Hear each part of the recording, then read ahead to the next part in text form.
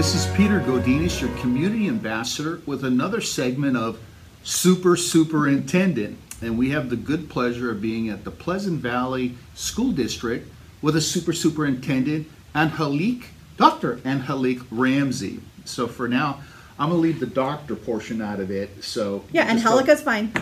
So we'll go with Angelica. Angelica. Thank you so much for spending this time. We finally have a time. I know. No, thank you. Thank you for coming down. If you could just do a kind description of the Pleasant Valley School District. Sure. It's my favorite subject. I know. So in the Pleasant Valley School District, we have preschool through 8th grade. We also house a Pleasant Valley Neighborhoods for Learning, all the way from expectant mothers, so we call it birth through 3 years old.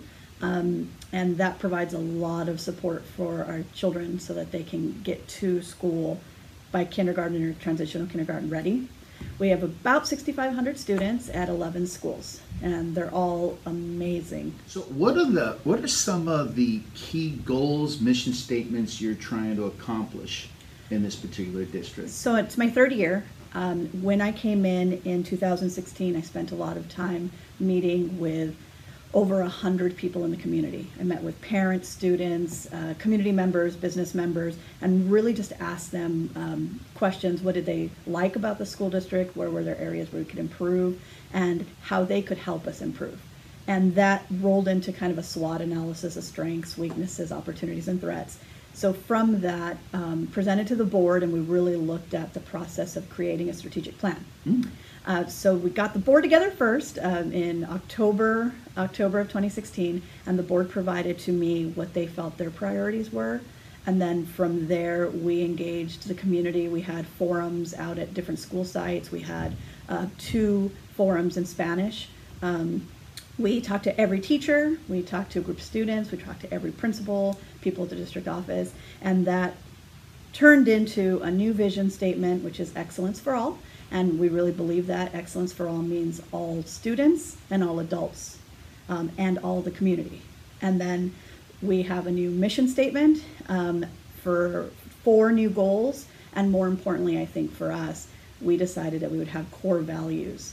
And so we've started a lot of work where every campus and every department here at the district office, we take 3 of the strategic actions out of the plan, and we worked through those 3 for 1 school year, that we were all working towards the same goals, but in very different ways because our roles are very different, but always towards excellence for all. So I think for me, that's been something that's really exciting. As a superintendent, if you had to send a message as to what support do you need as a district from your community here in Camarillo and maybe beyond? Yeah, for sure. Education is not possible. It's not possible just at the school site. We have a lot of really good relationships. I think of it as a 2-way street. We receive a lot of support from our community, but we also have to be out in the community. And so I sit on the board of the Chamber of Commerce. I'm the chair-elect.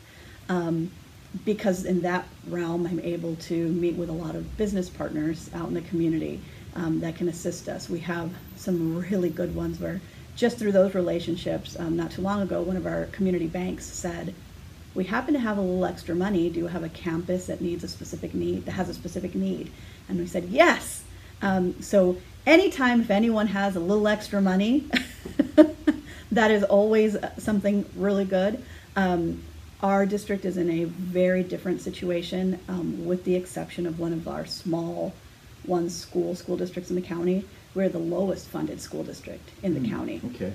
And so we receive less per pupil than my colleagues, yet we still have to provide outstanding services for all of our students.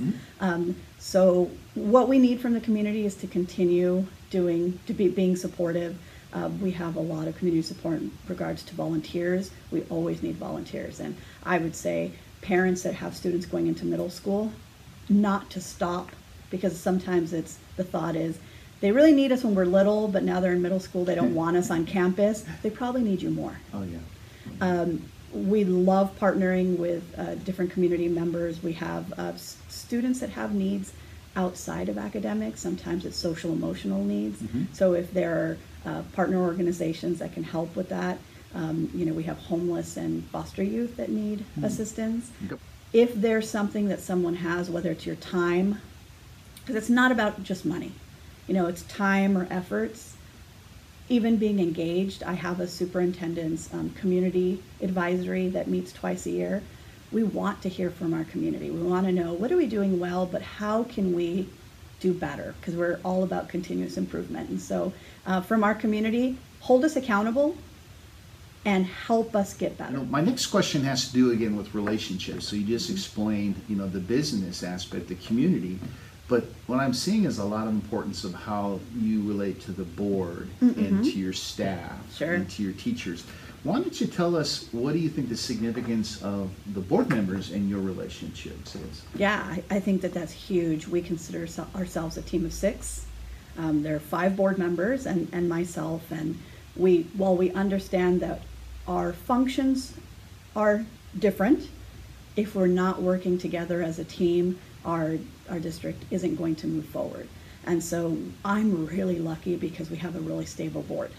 We have a couple of board members, our president of the board, who's currently Ron Speakman, and then Susie Kitchens, who have been on the board over 20 years.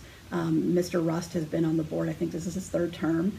And then we have 2 first-term board members. Pat Fitzgerald is a retired principal in the district, and so he brings a lot of knowledge. And Becky Kramer, who's brand new, is a parent in the district.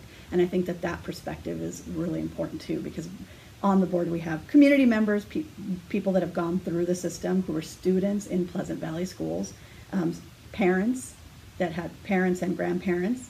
And so all of that together brings a really good perspective. Who inspired you along the way, and who still inspires you? May I ask that question? Absolutely. I think I have to start. So I think any Latino will always tell you that it always starts with our family. You can't tell the story of yourself without telling the story of your parents or your grandparents. My mom came to this country many, many years ago with about $200, no English whatsoever, and made the leap. And I always thought, if she was so fearless to be able to move to an entirely new country, to do really hard work, because she did start in the fields, what makes me so hesitant to make either a leap of faith of my own, or a big decision, or to go to college, whatever it is?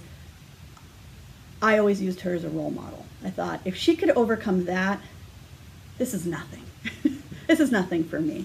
I think like most educators, there are educators that inspire. Actually, all of mine were classified employees. So we lived in Pico Rivera at the time, and I had appendicitis between kindergarten and 1st grade. And I wasn't able to start school with my peers. So when I got back to school, I was a little behind.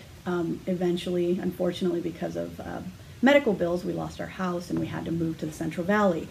My eldest half brother and sister lived in Stockton, so we relocated to Stockton.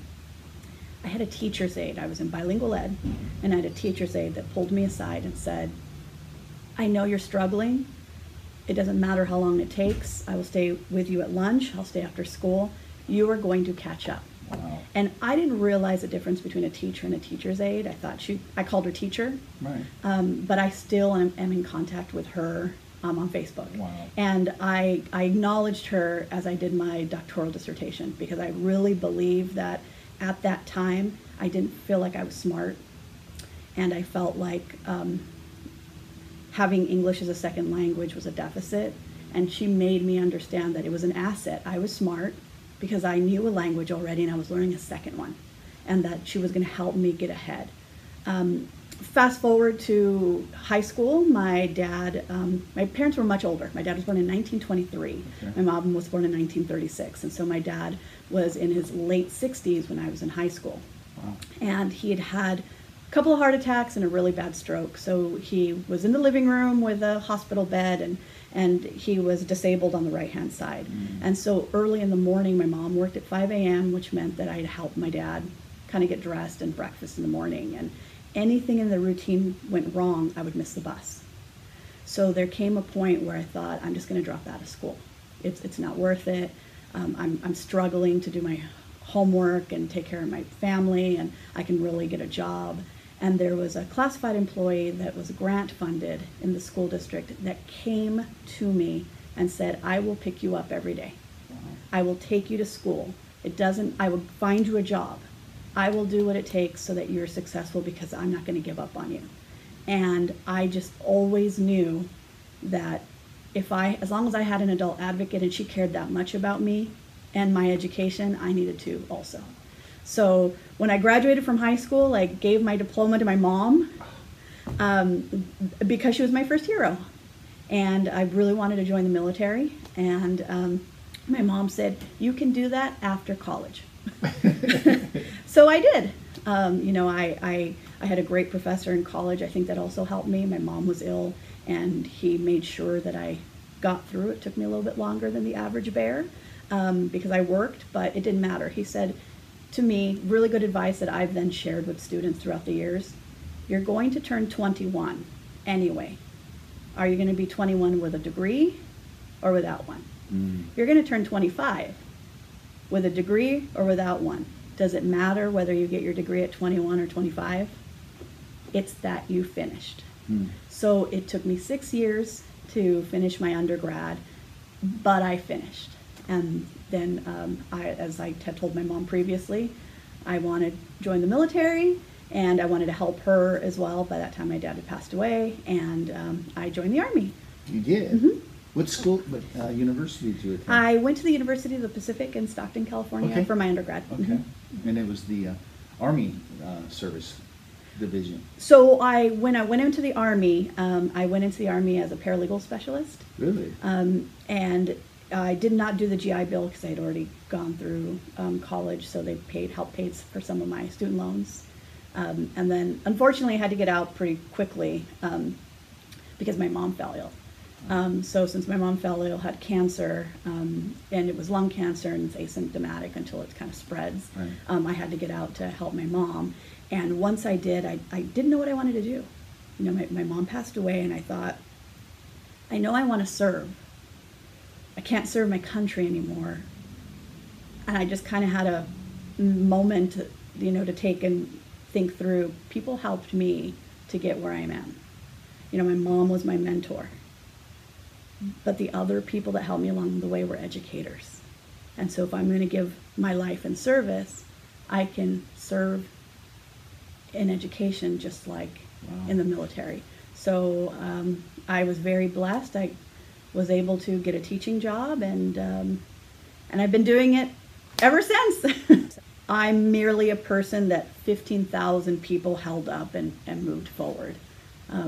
If it's inspiring, it was everyone that gave their time and effort to help me succeed. And that's why I feel the responsibility. So many helped me. I have to help those that come after me. Thank you so much for your time. It was very impressive. So with that, how do people reach you? The website, you want to quote the website? Absolutely. At any time, we can be reached at www.pleasantvalley.sd.org.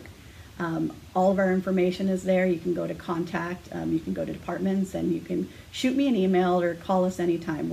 We exist to serve. Well, that's great. So with that, that's a wrap. Again, thank you so much, Angelica, for your time and for all your efforts and what you do for the students in this community. And so with that, this is Peter Godinez, your community ambassador. Until next time.